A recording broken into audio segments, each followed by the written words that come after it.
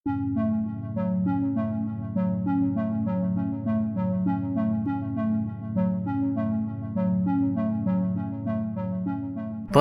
terlihat jelas antara komunitas India di Indonesia dan Malaysia. Orang India di Indonesia menganggap Indonesia sebagai negara yang sangat toleran, tetapi hal ini tidak dirasakan oleh komunitas India yang berada di Malaysia. Mereka merasa sakit dengan kebijakan di sana.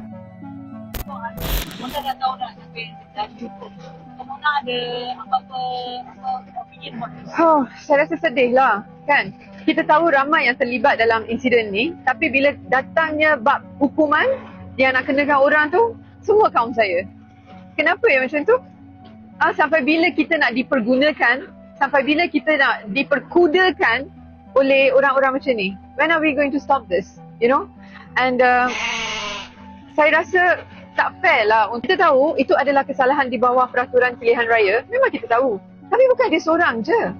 Saya nak tanya dekat kerajaan Madani ya, macam ni ke cara nak membalas budi kaum India yang bertungkus lumus jadikan Perdana Menteri kita sekarang ni sebagai seorang Perdana Menteri. Ini kan cara? Sakit tau, sebab saya pun seorang India. Suka tak suka, itu adalah kaum saya. Kalau saya tak mempersoalkan benda ni, saya rasa tak fair lah. This is not fair at all. You wanted to punish, it has to be an Indian. Why? Pegang parang India, gangster India. Ada the chop untuk kaum India dekat negara ni. When is this going to stop? So please, jangan cari kaum India masa pilihan raya saja. Okay? Enough. Cukup.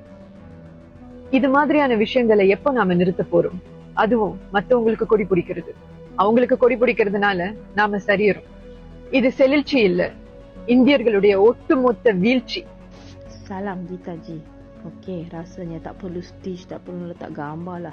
Seluruh negara dah tengah marah, seluruh rakyat India di Malaysia tengah marah, tengah bengang dengan kejadian seorang budak staff yang pijak-pijak kolom acar lukisan di lantai sempena Deepavali. Pijak-pijak sengaja, bukan tak sengaja. And okay, take note bukan budak ni seorang, tukang rekod dan I rasa lagi seorang, maksudnya you bertiga berempat yang buat kerja ni. Apa tujuan you orang buat macam ni? Ini bukan sakit jiwa, ini sakit otak, sakit di hati. How cara you orang dibesarkan? You orang besar dalam environment apa? Jangan kata tak sengaja lah, jangan kata tak tahulah. Pakai baju punya kemas, cakap pasal baju. I rasa rakan-rakan Melayu I punya kawan baik, I punya saudara mara, adik-beradik Melayu I pun sendiri akan marah dengan you lah. Jangan korang buat macam ni, pakai baju Melayu punya semat, buat perangai macam ni. Kau sanggup nak pijak-pijak benda tu? Kau bayangkan macam mana susahnya orang tu buat. Itu satu benda susah buat tu, tapi benda tu mensimbolkan kami orang India. Kenapa perlu buat macam tu demi nak macam memporak-perandakan keadaan? Sekarang perbuatan you ni seluruh Malaysia kecam. Kau tak malu kalau kau pakai mask, kau takut dengan COVID, kau tak takut ke buat benda macam ni? Sekarang satu Malaysia cari kau. Saya ada permintaan mewakili setiap rakyat penduduk India di Malaysia ni. Saya harapkan KPJ Kerajaan akan ambil tindakan pada orang ni dan dia perlu tampil dan beri kenyataan why you buat macam ni. Saya nak juga tahu kenapa you buat macam ni, apa tujuan. Janganlah terus datang minta maaf. Saya tak nak minta maaf you. Saya nak apa sebab you buat macam ni. Apa yang menyebabkan you dengki sangat. And saya dengar, saya kata video budak perempuan yang tengah rekod tu, dia kata vandalism. And dekat mana you pergi letak kasut you? You ingat I tak nampak patung wanita yang tengah duduk tu, lukisan wanita tengah, you pergi letak kaki dekat bahagian belakang dia kan. You ingat I tak faham niat you. Very malu lah, shame on you lah. You punya bangsa sendiri pun akan malu dengan you punya perbuatan lah. Kita orang nak hidup bersama. Tolong jangan timbulkan benda-benda macam ni. Jangan nak timbulkan kebencian bodoh macam ni. You are very shameful person.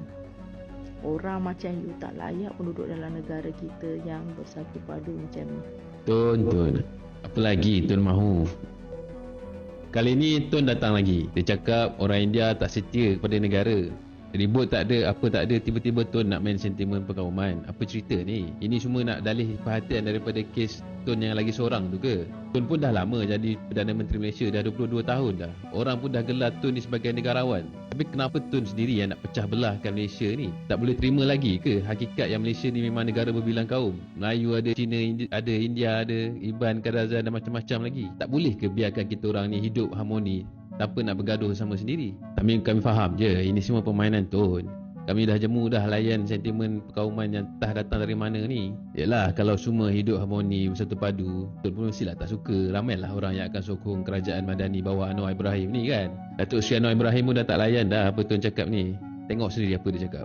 Saya tidak anggap kenyataan Tun Mahathir itu relevan. Itu kenyataan yang tidak bertanggungjawab sebagai seorang mantan Perdana Menteri sekian lama. Kemudian menghina mana-mana kaum, mana-mana sama ada majoriti atau minoriti. Dia memang terkenal. Melayu bagi dia malas, melainkan dia India dan China itu dianggap kurang loyal, melainkan beberapa kroni dia. Saya ingat kenyataan itu kita bantah keras, sangat tidak bertanggungjawab. Bagi saya, semua rakyat yang loyal kita harus hormati, tak kira siapa mana-mana kaum. Biarkan kita orang ni, kerajaan Madani di bawah Datuk Seri Anwar Ibrahim mentadbir negara ini dengan baik. Kak, gimana sih rasanya hidup di Indonesia? Apakah selain orang India ada yang membuli atau apa? Oke, saya tinggal di Indonesia ini dari lahir. So kalau misalnya mau compare ke negara lain ya karena kita nonton TV dan sekarang mungkin ya saya tinggal di sini. Tapi ini kan belum lama ya tinggal di Malaysia.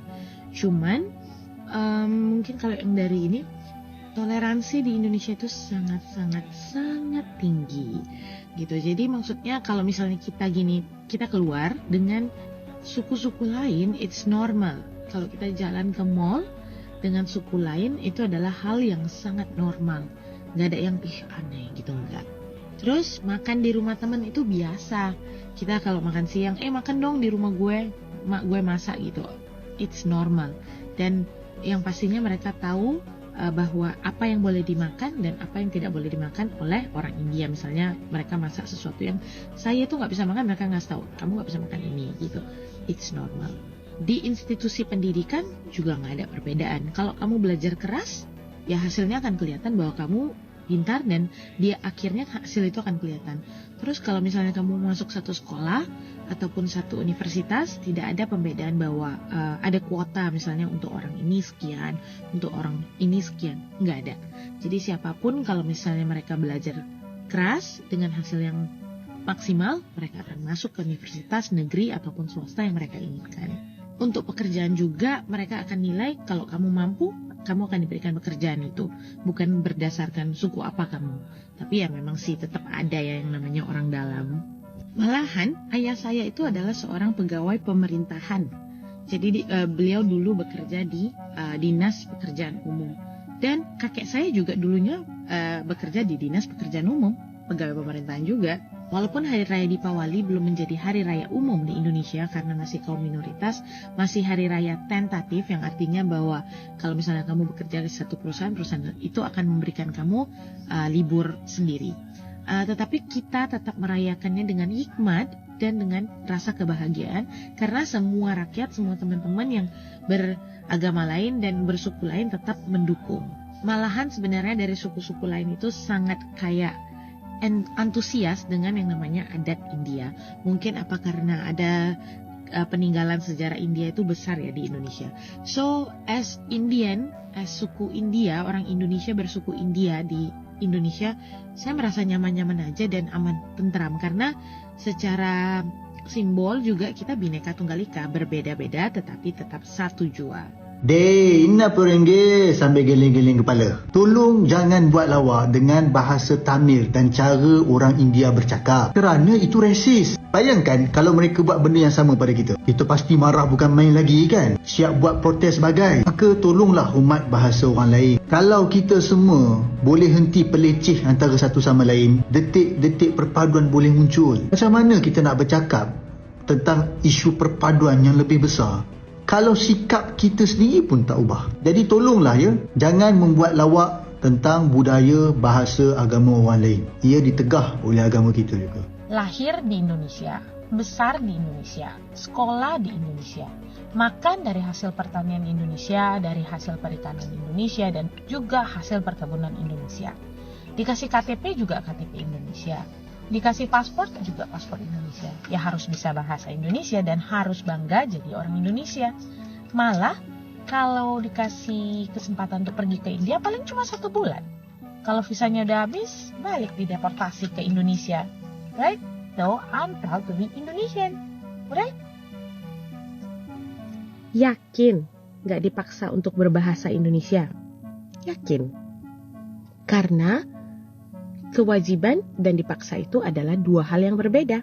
Benar? Berkewajiban untuk berbahasa Indonesia sembari menikmati hak-hak menjadi warga negara Indonesia itu adalah hal yang adil. Benar? Masa mau menikmati hak menjadi warga negara Indonesia aja, tapi nggak mau menjalankan kewajibannya? Kami, putra-putri Indonesia, mengaku bertumpah darah satu, tanah air Indonesia. Kami, putra-putri Indonesia, mengaku berbangsa satu, bangsa Indonesia.